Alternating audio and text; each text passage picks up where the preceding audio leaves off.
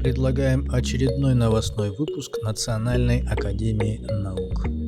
Ровно 1 месяц остается до проведения общего собрания, связанным с выборами новых действительных членов Академии наук Республики Саха-Якутия. В этом году объявлен конкурс на 5 вакансий. Также в этом выпуске отчеты по командировкам, интересная новостная информация, связанная с новыми проектами и научными мероприятиями. План заседания президиума и график заседания УСов, но я думаю, еще мы в рабочем порядке можем немножечко подправить. Просто вот здесь обозначены те моменты, которые мы должны вот в эти сроки до общего собрания на президиуме рассмотреть. Ну вот на ближайшем президиуме надо все-таки президиум рекомендовать АУСам уточнить списочный состав вот, для проведения их сессий по выборным вопросам. У нас, поскольку срок завершения приема документов утвержден президиумом 24 апреля, возможно, вот о завершении приема документов мы тоже должны рассмотреть 25 тогда апреля и уже направить те документы, сведения о заявивших, подавших документы в АУСы, чтобы они готовились.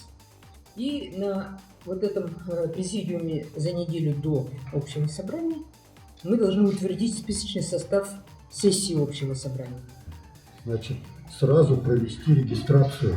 У вас там глагол должен быть такой: регистрация кандидатов, представивших свои документы для избрания. Президиум должен зарегистрировать. Так? Значит, тогда 2 мая на завершение приема документов уже нет смысла проводить. Теперь о графике и порядке проведения заседания АУСов это тоже надо сделать 25 апреля. То есть 25 апреля рассмотреть весь комплекс организационных вопросов, связанных со следующей стадией избирательного процесса. И тогда, возможно, какие-то АУСы еще в конце апреля могут провести. Но это надо с председателями АУСов будет в рабочем порядке переговорить до заседания президиума, как они сами определят свои даты. Я просто знаю, что, скажем, АУС по медико-биологическим наукам хотел провести заседание еще до 1 мая. То есть, возможно, это там 26 апреля. На усмотрение председателей. Это первое. Теперь второе. Мне кажется, 25 апреля на президиуме надо рассмотреть вопрос о РНФ. Мы его давно переносим, и нам там надо утвердить, собственно говоря, эти приоритетные направления. Так ли, Сергей Вячеславович, да? Приоритет направления, которые согласованы с теми АУСами. Да. Ну и определиться с конкурсами. Да. Мы после предварительного обсуждения при личной встрече в июне 2022 года с президентом Российской академии образования Васильевой Ольгой Юрьевной обсудили именно подписание соглашения о совместной деятельности, о совместных исследованиях. В рамках ассамблеи в год один раз только не подписывают 16 апреля между двумя президентами, это Российская академия образования Ольгой Юрьевной Васильевой и президентом Академии Республики Саха-Якутия Леонидом Николаевичем Владимировым. Леонид Николаевич сам лично переговорил с Ольгой Юрьевной, и нам удалось получить согласие Ольги Юрьевны подписать по доверенности это соглашение. Подписали соглашение с Академией наук в рамках ассамблеи с Республикой Белоруссия, с вузами новых субъектов, а также педуниверситетами Уральским, Кемеровским, а также Московским институтом культуры. Впервые с региональной академией наук это подписано соглашение. Далее я думаю, что другие региональные академии тоже будут подключаться. Я в своем выступлении сказала, что есть 4 академии национальные. Это Татарстан, Башкортостан, Чеченская республика и Республика Саха-Якутия. Соглашение о научном сотрудничестве на базе нашей академии по реализации фундаментальных и поисковых научных исследований, а также инновационных проектов. Это рамочное, но есть приложение к соглашению, где определена примерная тематика научно-исследовательских работ. Это Центром родных языков и культур народов Российской Федерации. Это руководитель Замеддинов, сам из Республики Татарстан. Междисциплинарные исследования по цифровой трансформации, психологии детства и другие. Мы будем предлагать темы предварительно, то, что мы обсудили по артистическому образованию, в первую очередь по кочевому образованию, то, что в свое время продвигала Ольга Юрьевна сама, будучи министром просвещения Российской Федерации, темы по языковому и инклюзивному образованию.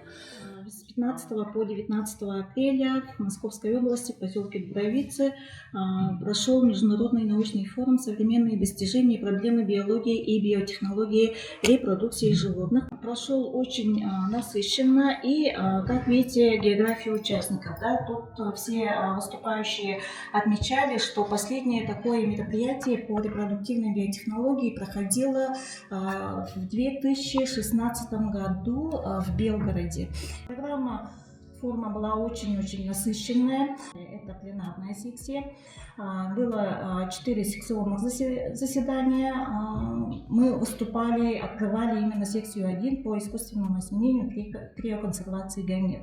Ну и параллельно проходили мастер-классы. Да. Хочется отметить отдельно пленарных докладчиков. Выступали все ведущие практики и такие специалисты мирового уровня.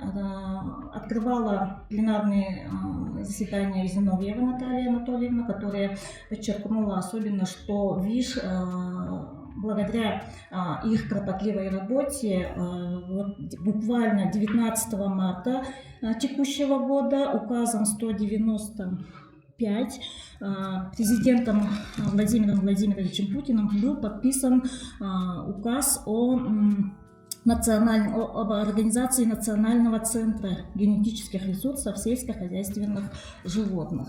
И вот это явилось именно тем, чтобы организовать такой международный форум и посмотреть состояние и перспективы вообще развития биотехнологии по животноводству в нашей стране. Ну, с Якутии у нас была, как отметили, самая большая делегация. Это Осипова Галина Николаевна, Протопопова Татьяна и Мордовской Миргун Николаевич. Да? Мы представили доклад в первой секции. Доклад получил очень хорошую оценку и отзывы. Также параллельно мы посетили мастер-классы, те, которые мы хотели. То есть там очень ограниченное было прием заявок, но нам удалось все-таки посетить максимально те, которые мы хотели посетить. Яковенко Сергей Александрович, это руководитель клиники, репродуктолог, эмбриолог, биофизик, такой энтузиаст. У него своя клиника с более 20-летним стажем, клиника Альтравита по эко и клонированию в скотоводстве. И встретились с директором по эко, то есть лицензированной клинике Бетагран Липецк Анной Ивановной, очень добротно поговорили также о сотрудничестве и так далее. То есть эта поездка была очень-очень насыщенная. Спасибо. Биологии одно, да, и гуманитарных направлений. И науки о земле. Четко, вот, выверить и по ним идти. Если мы это сможем, то мы достойны Академии. Поэтому я собираюсь вам поставить теперь новую задачу. Послезавтра мы проводим в Академии наук Саха-Якутия научно-практический семинар, посвященный удобрениям, плодородию почвы и урожая. Семинар проводится по масштабам от Камчатки, Восточной и Западной Сибири до Урала. Участвуют научно-исследовательские институты сельского хозяйства всех этих субъектов в основном и агрохимические центры. В час дня по-нашему, да, мы подключаемся, коды у нас будут. Вот. Ну, аудитория большая, у нас только докладчиков с Магадана участвует. Сельские институты Камчатки, Магадана, Уссурийска, Хабаровска, Читы, Бурятии, Иркутска, Хакасии, Тувы, Омска, Красноярска, Новосибирска, Екатеринбурга, Тюмени, Татарстана, Уфы. От Урала до Камчатки будет. Начало в 13 часов, потому что, да, почетные гости — это 4 академика РАН выступят с приветственным словом, и 5 академиков РАН, в том числе Леонид Николаевич, с приветственным словом от региона.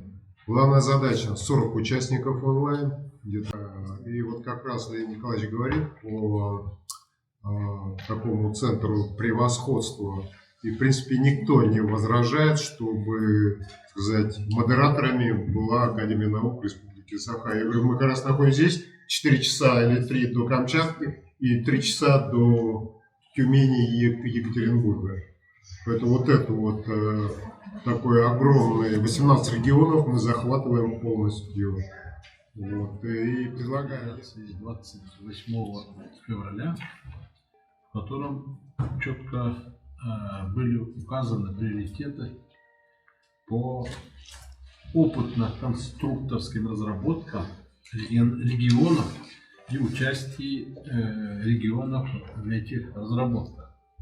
Ну, конечно, при присутствии соответствующих уполномоченных технологических партнеров, они так говорят, работающих в регионах. Ну и в настоящий момент этот фактически конкурс запущен 1 марта. Вот, чувствуете, 28-го издается указ, стратегические направления подписываются, а 1 марта запускается конкурс. Хотели бы, чтобы наш регион был первым, и пытаемся вот этот проект запустить через, в том числе, и совет при главе. И мы запускаем вот эти региональные конкурсы РНФ, то есть фактически там будет не только фундаментальная составляющая, но и прикладная, именно направленная на разработки научные. Вот и сейчас мы обсуждаем. Значит, этот проект официально поддержан Советом Безопасности Российской Федерации. Теперь в эту среду, 24-го, состоится рабочее совещание в Президиуме Российской Академии Наук относительно теснейшего взаимодействия РАН на уровне президента Красникова и Росрезерва по развитию этого блока проектов. Так?